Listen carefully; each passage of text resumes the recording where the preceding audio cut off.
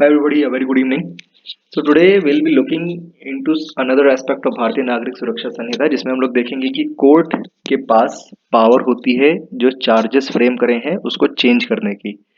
ठीक है ना, तो हम देखेंगे कि कैसे वो चेंज होता है और जब चेंज हो जाता है तो what is the after effect of that. ठीक है ना, तो कहते हैं सेक्शन 239 क्लॉज 1, एनी कोर्ट में ऑल्टर और add to any charge at any time before judgement is pronounced. Very good. कोई भी कोर्ट जजमेंट सुनाने के पहले चार्ज को चेंज कर सकती है या उसमें बढ़ा सकती है। तो वर्ड यहाँ पे वर्ड लिखा हुआ है ऑल्टर और ऐड। ठीक है, ऑल्टर मतलब कि चार्ज को ऐड भी कर सकता है माइनस भी कर सकता है, शायद, जो मेरा इंटरप्रिटेशन है। ठीक। और कब तक कर सकता है? जजमेंट देने के पहले तक। ठीक है, वेरी इंपॉर्टेंट, क्वेश्चन एग्जाम में आता है। ठीक है। सेकेंड, एवरी सच ऑल्टरेशन और addition shall be read and explain to the accused. ठीक है, सिंपल सी बात है, जो भी ऑल्टरेशन होगा वो अक्यूज्ड को एक्सप्लेन करा जाएगा। Third, if the alteration or addition to a charge is such that the proceedings immediately with the trial is not likely, in the opinion of court, to prejudice the accused in his defense or prosecutor in the conduct of case, the court may, in its discretion, after such alteration or addition has been made, proceed with the trial as if altered or added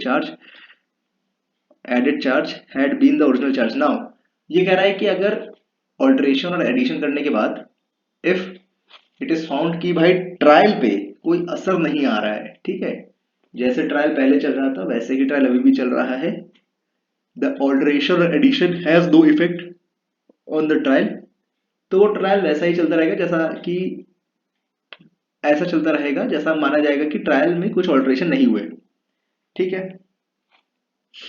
fourth, if the alteration or addition in such is such that proceeding immediately with the trial is likely, in the opinion of court, to prejudice the accused or precursor or prosecutor as aforesaid, the court may either direct a new trial or adjourn the trial for the period as अब ये कह रहा है कि अगर charge के alter होने से ट्रायल पे असर आ रहा है किसी भी तरीके का, then the court has the power to either direct a new trial. ठीक है, नया ट्रायल के लिए डायरेक्शन दे सकता है या फिर ट्रायल को कुछ समय के लिए एडजर्न कर सकता है। वेरी इंपॉर्टेंट, एग्जाम में क्वेश्चन कैसे आएगा? एग्जाम में क्वेश्चन ऐसे आएगा कि which of the following the court can not do.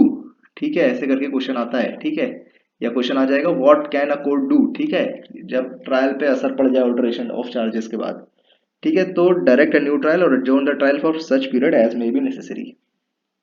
Fifth, if the offence stated in altered or added charge is one for the prosecution which previous sanction is necessary, the case shall not be proceeded with until such sanction is obtained, unless sanction has been already obtained for prosecution on the same facts as those which already। अब कह रहा है कि अगर charges alter या change करे, उसके बाद ऑल्टर या चेंज करने के बाद कुछ ऐसे उसमें चार्जेस डाले गए जिसमें प्रोसिक्यूशन सैंक्शन की जरूरत होती है, तो ट्रायल तब तक आगे नहीं बढ़ेगा जब तक वो प्रोसिक्यूशन सैंक्शन ना ले लिया जाए। पुरानी वाली सीआरपीसी में प्रोसिक्यूशन सैंक्शन 197 में था, इसमें आई डोंट नो कहां पर है, I have not yet come across. अगर आपको मिले तो you can definitely tell in the comment box. ठीक है ना। सेक्शन 240 पे आ जाते हैं हम लोग चलते चलते। whenever a charge is altered or added by the court after the commencement of trial, the prosecutor and accused shall be allowed। अब वो क्या कह रहा है कि ट्रायल शुरू होने के बाद, ऑब्वियसली ट्रायल शुरू होने के बाद ही चार्जेस फ्रेम होते हैं, ट्रायल शुरू होने के बाद अगर ऑल्टरेशन इन चार्जेस हुआ है या एडिशन इन चार्जेस हुआ है, तब अक्यूज्ड और प्रोसिक्यूटर, ठीक है, prosecutor and the accused shall be allowed मतलब क्या क्या पावर्स दी गई हैं प्रोसिक्यूटर और अक्यूज को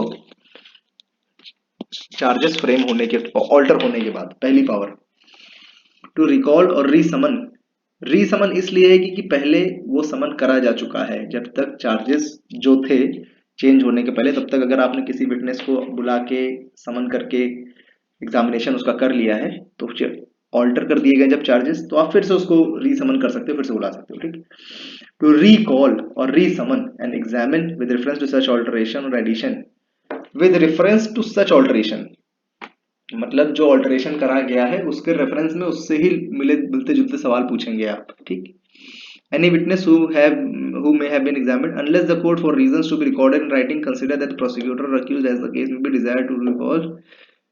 ठीक, अब वो कह रहा, अब कोर्ट ऐसा कहता है कि अगर कोर्ट को ऐसा लगता है कि ये जो आप कर रहे हैं, रीसमन और रिकॉल वाला जो आप एस्पेक्ट कर रहे हैं, if you are doing this deliberately just to delay the proceedings and to defeat the ends of justice, तो कोर्ट मना कर सकता है। ठीक है, अब 240 का clause B, also to call any further witness whom the court may think to be material। ठीक, अब अक्यूज्ड और प्रोसिक्यूटर दोनों के पास ये पावर है कि कोई भी एक्स्ट्रा विटनेस जो पहले चार्ज फ्रेम के टाइम नहीं बुलाया था उसको भी आप बुला सकते हो।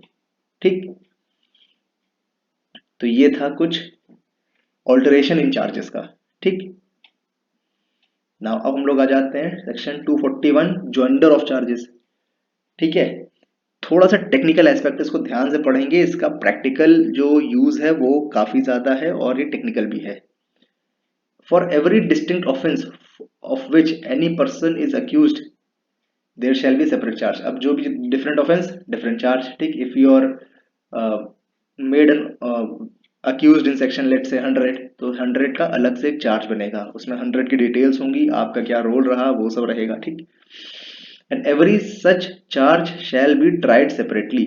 शैल बी ट्राइड सेपरेटली मतलब कि जो सवाल आप जैसे जो एग्जामिनेशन आपका होगा, ठीक है, जो क्रॉस होगा, जो री एग्जामिनेशन होगा, चीफ एग्जामिनेशन होगा, उसमें हम लोग पहले सेक्शन 100 के बारे में पूछेंगे, सेक्शन 120 के बारे में पूछेंगे, इस तरीके से चलता है। ठीक है, provided that where the accused by an application in writing so desires and magistrate is of opinion that such person is not likely to be prejudiced thereby, the magistrate may try together all or any number of charges framed against such person। अब क्या रहा है कि अगर magistrate को लगता है कि सेम चार्जेस को ज्वाइन कर दें और सारा ट्रायल एक साथ कंडक्ट हो जाए, सारे ऑफेंसेस को एक झटके में ही आप सारे सवाल पूछ डालें।